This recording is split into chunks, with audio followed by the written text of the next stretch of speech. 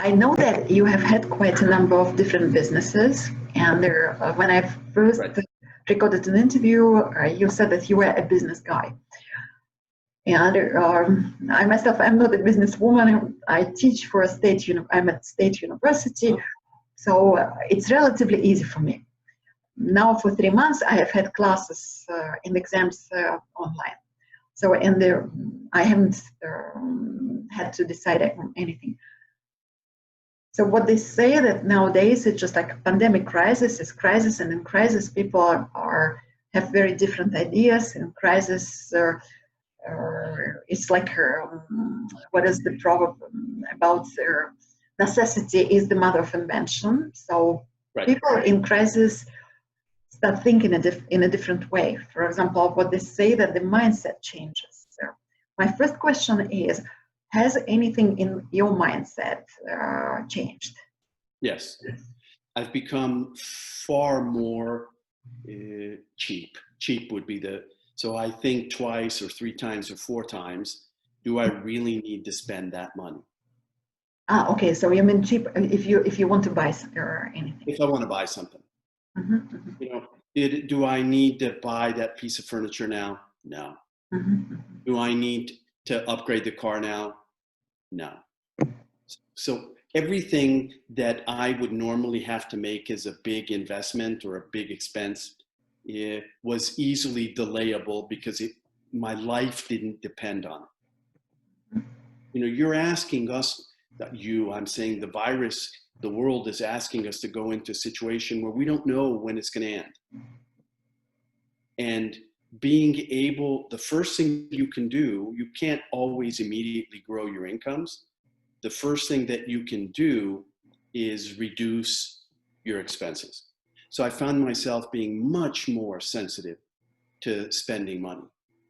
Number 2, I found that it's not just because you're able to go online, doesn't mean that you're able to get the same amount of money for online products as you would in offline products. I don't know if you experienced that, whether or not you had courses that you teach where people pay you. No, I haven't started doing it because I'm employed by my university, and what I do is that in March and in April I had quite a number of free webinars. They were free. I decided to do something for free, but I do not do it for money. I used to deliver some workshops for money, but I haven't done it online yet for money. Right. It has proven to me that people are willing to pay for experience more than they pay for content. So you could give exactly the same information, same 30 minutes, but if you're in person, you can justify charging for it more.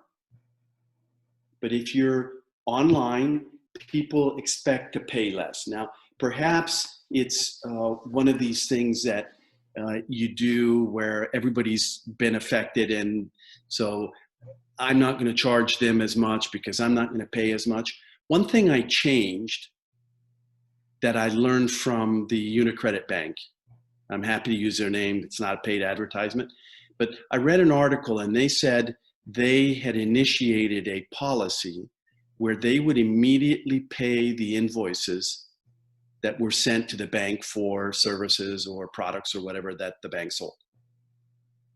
Not 30 days later, but immediately, as their way to help out whomever those suppliers were.